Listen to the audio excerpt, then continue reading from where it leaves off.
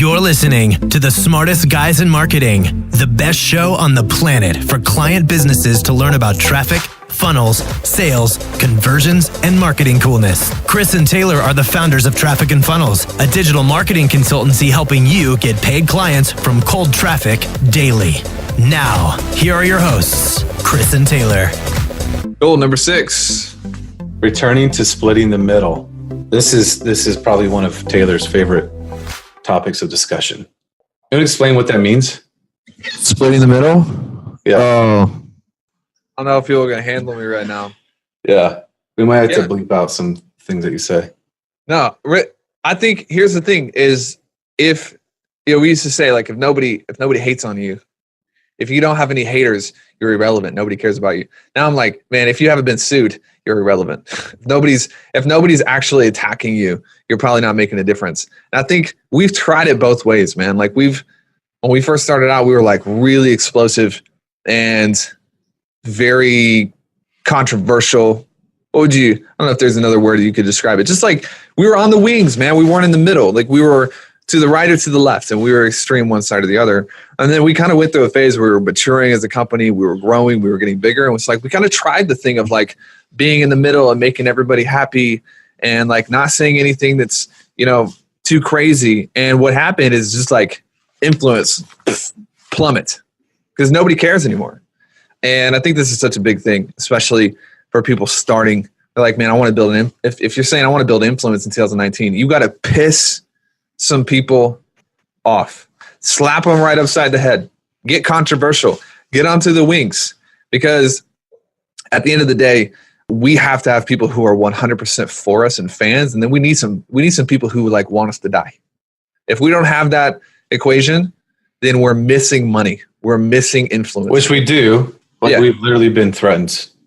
Yeah, dude, silly. Like that. And I think it's. To me, I might have a little bit of a different perspective. Like my preference is not to offend people just because it's fun, which I think you enjoy that. Just go look at our Facebook ad comments. Dude, like an hour last night I got on there. It was so fun. So I think that good marketing is like by default, it's going to draw the line in the sand is another way to say it. Right? You are not in any way, you're not going to be effective in your marketing if you don't have people who are offended by your message, right? And you'll start to see this when you start running ads and people are commenting on your ads, you could say the most plain and vanilla thing and you'll start seeing people that'll hate. So if you're not even getting that, then man, you're screwing up. You're probably not dialed into your market, what they actually love, what they hate, and then people who you should be repelling, what they love, what they hate, right? Because you want to deal with the people that you love who, that you can get results for, right? So that means you also have to repel the people that are just going to drag you down to the bottom. It's equally as important as attracting the right people. So by default, you're going to say things that piss them off. Yeah. Whether it's, you don't have what it takes to make the money you want to make if you don't do X, Y, Z. 100%, bro. Not necessarily just calling people stupid. No. Calling people stupid is like old school. It's like old Taylor. Old Chris. Now you got to, here's the thing. If you say something that the truth is going to divide, it's a weapon. It's offensive. Yep. The truth isn't defensive. The truth is an offensive weapon. So when you start telling people the truth and you make them confront their own shit, some people are going to be like, you know what, you're right. I need to do something different. They're going to get results. And some people are going to be like, man, I hate you. I hate you for making me acknowledge this. And they're going to put their head back in the sand, plug back into the matrix, and live their whole life never achieving what they could have achieved. And you got to be okay with that. Cool. Number 7. You got this one? You? Do we have questions? I don't know. Questions we want to hit? Do you have questions, bro? Do we have questions? I just see Nabil hopping on here. About time, dude. Nabilio? It's about time you actually paid attention to us. We got Justin Colby on the Instas, the real estate princess. See, I'm just split in the middle right now. Split in the middle. Here we go. Hey, we make sales through email. What else would you suggest? What do you think we should focus on? What brings the biggest value? We kind of need a call-in number so we can get these people on, because I have no idea what this question means. Yeah. We make sales through email. What else would you suggest? Phone? Hey, the phone, the phone is the most advanced conversion equipment that we've ever had. Bro, people are terrified of the phone.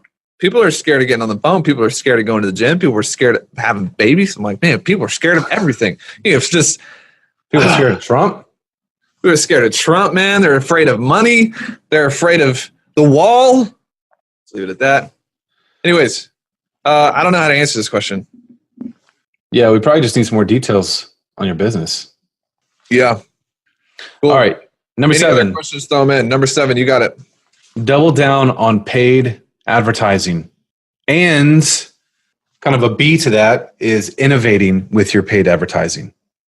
Right? Double down on paid advertising. It's amazing how many people they go out, they put their toe in the water, like, oh my God, it's a little too cold. It's going to go back into the warm sauna of organic things that don't require me to get in the water all the way in. Listen, paid advertising, I believe, works in just about any niche, any market in the world.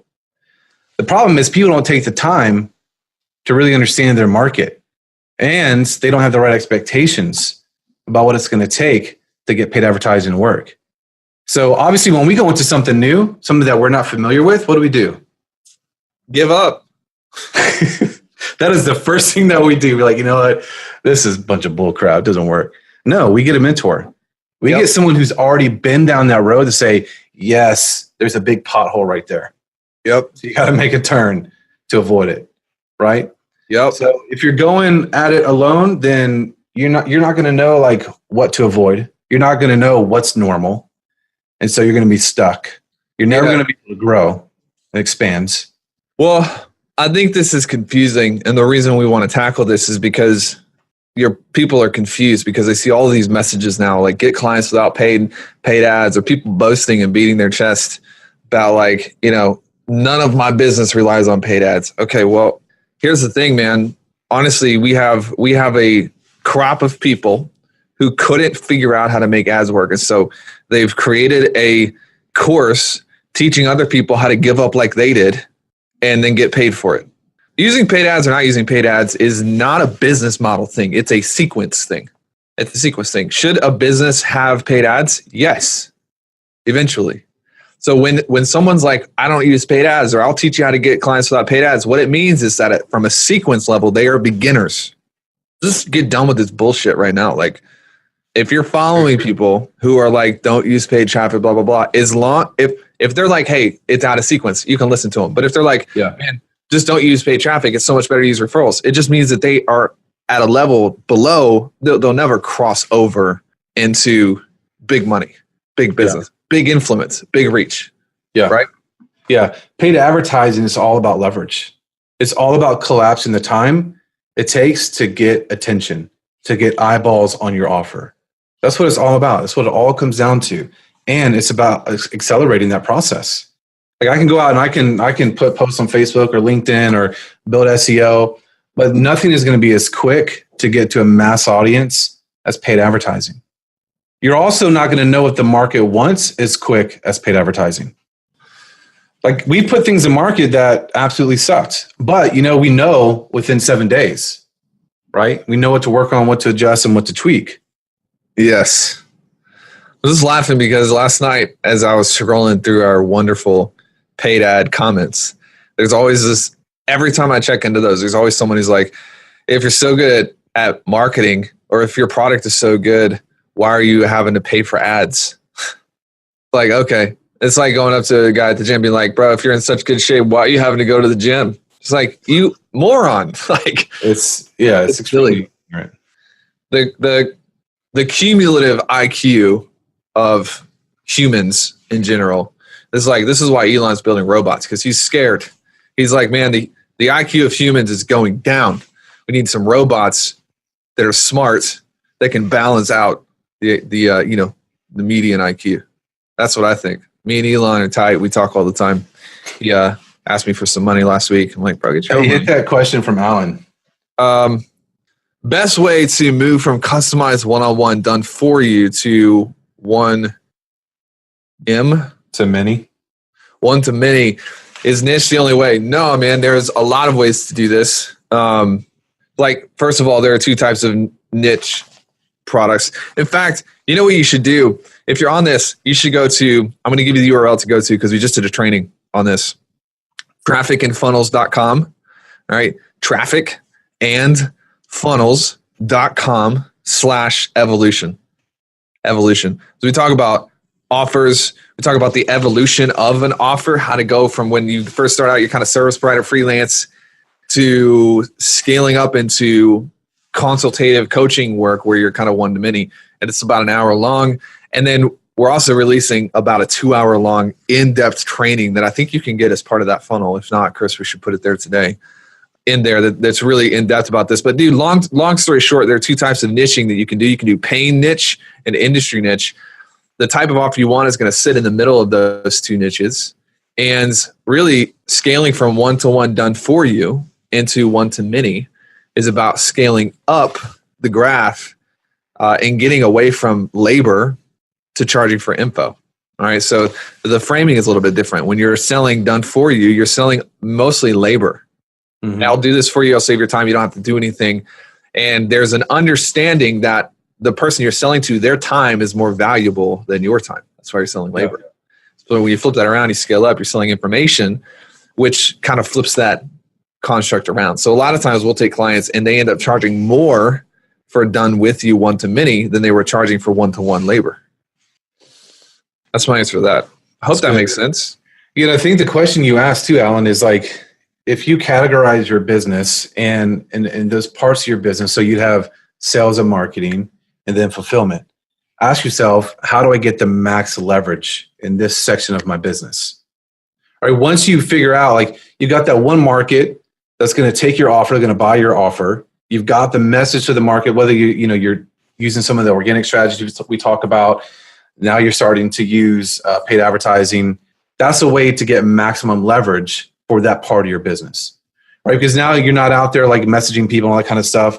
You're having ads do the work for you to bring in the opportunity, right? And then just like Taylor said, on the part of fulfillment, you look at how you get the most leverage, right? Obviously, it's not one-to-one. It's not you doing all the work. So maybe it's the consulting offer of like you showing people how to do it, right? Yep. And you have some course material like we have in CK where some people have to self-study, right? So you have to ask yourself the proper questions too for those parts of your business. Saying another roadblock is belief. A lot of times people have a really difficult time. We're like, I may be charging $5,000 for done for you. How do I charge $11,000? Will people pay for that? It's your environment's effed up.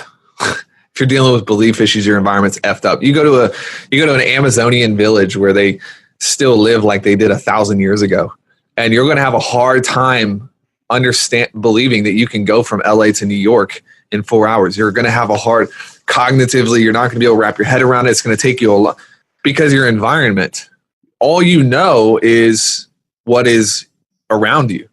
And so this is 10 times as powerful in the entrepreneurial world where you grew up in a poor family and you grew up, believing that, every dollar should be hard-earned.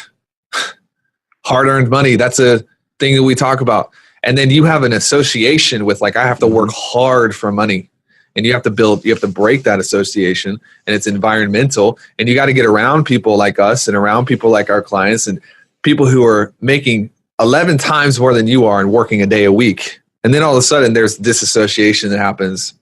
You realize how messed up your thinking is, and you can fix it a lot faster. You can't learn that in a vacuum, which is why we spent so much time with CK and Elite. It's cognitive reprogramming through environment, Yeah.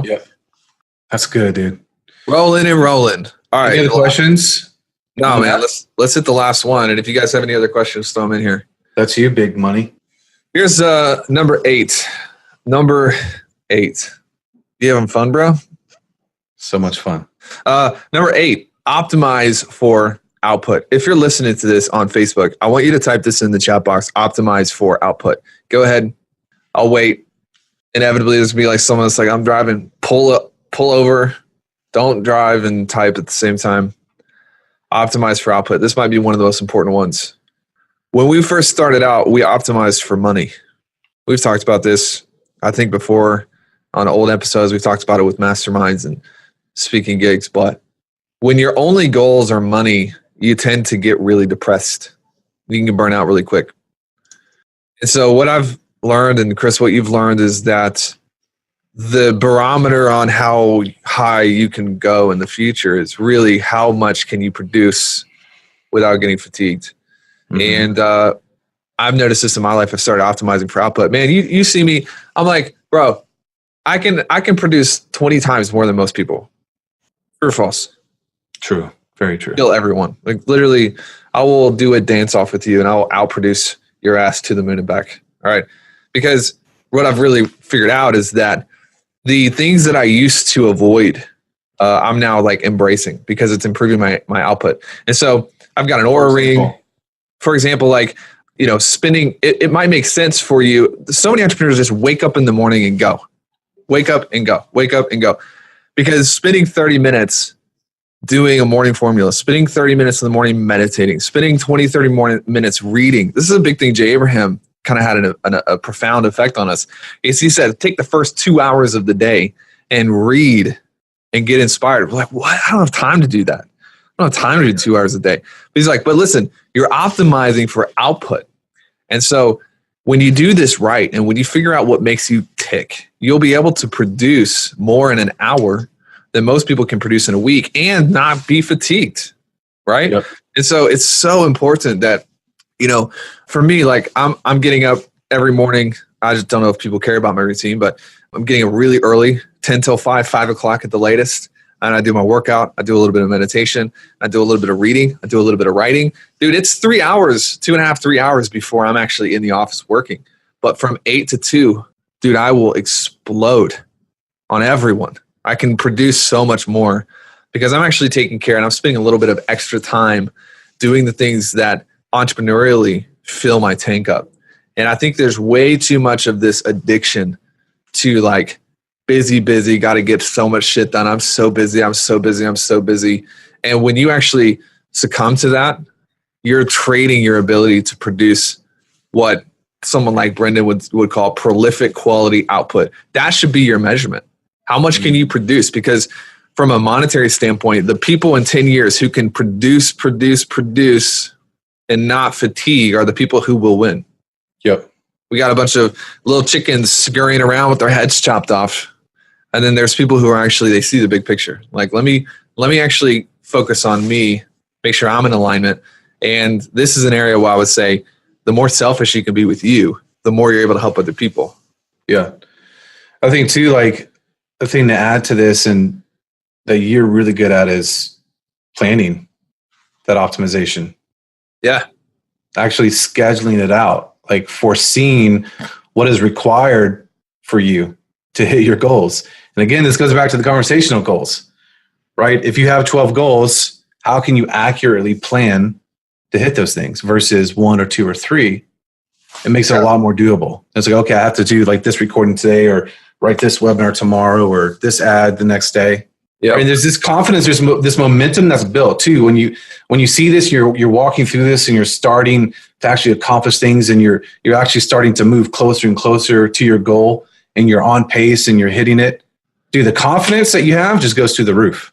Yeah. You build this confidence momentum versus like you wake up at 8 o'clock, like, what the hell am I supposed to do today? Yeah. 100%. Then the whole system's taxed because you don't have clarity. If you don't have clarity, your brain's like trying to figure out what's going on. What should I do? Much. And then you don't end up doing anything. You're just burnt out. You're exhausted and you want to quit. This doesn't work. Yeah. You use all your bandwidth in the morning trying to figure out what you're supposed to do. And then by the time you figure it out, you're done. Yep. You can't actually produce. 100%. 3 hours later on Instagram. 100%, dude. And I think what you talked about with like actually hitting your targets and things like that, where it's like, man, I've had this conversation with our advisors. We manage different salespeople, different companies. And dude, over the last 6 months, I figured out one of my highest contributions, prolific quality output, is really training our advisors on the front end and going all in with them and teaching them how sales works and teaching them how pipeline works and all these things. But one of the things we talked about is they're all like 10x these goals. They want to 10x their goals because they're reading the books by the 10x man. And, and I'm like, no, lower your goals. I'm like, so confused because you're not going to close 11 clients like Monday. It's not going to happen. It's like, well, I think I'll close 2. So I'm just 10x. No, lower your goals. He's like, well, what effect does that have on my mindset? I'm like, dude, you know what the greatest drug for your mindset is? Accuracy. Accuracy. When you can do the things that you say you're going to do, nothing else will build your confidence. Nothing else will build your mindset like that. Thinking big has its place, but when it gets into the day-to-day, I see a lot of people who are like, I'm going to make $8 million this year. And it's like, bro, you haven't even sold a client on the phone yet. Lower your goals. Teach your central nervous system that I do what I say I'm going to do. Then your confidence grows. And then as you go, then you can really start increasing things with faith in yourself. You're going to follow through. Yeah. And that's like that point, the subconscious starts taking over. Yep. And your body, like you just start doing things. It becomes a machine. Your body starts doing the right things. You start reaching for the right elements versus like just running all around like a chicken with your head cut off. You don't know what's going on. There is a reprogramming that has to happen, especially if you're starting from the ground. You start programming yourself, you get this momentum, this confidence, and that's when you actually realize your goals. Yep. Nicole says, does listening to your advice count towards the 2 hours of reading? If it inspires you, if it makes you feel empowered, then yeah. You got to follow your own intuition here sometimes because there are some people that I used to follow that they don't make me feel empowered. Yeah. They may have good information, but whenever I read their posts, I feel fear.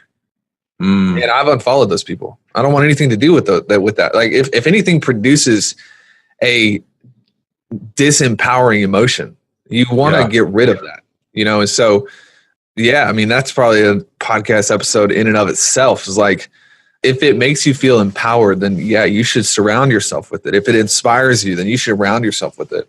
And so, yeah, I would say that's up to you. Yeah. So manage your intake based on your awareness of how you feel by the intake. Whether it's a TV show, the news, a book, whatever.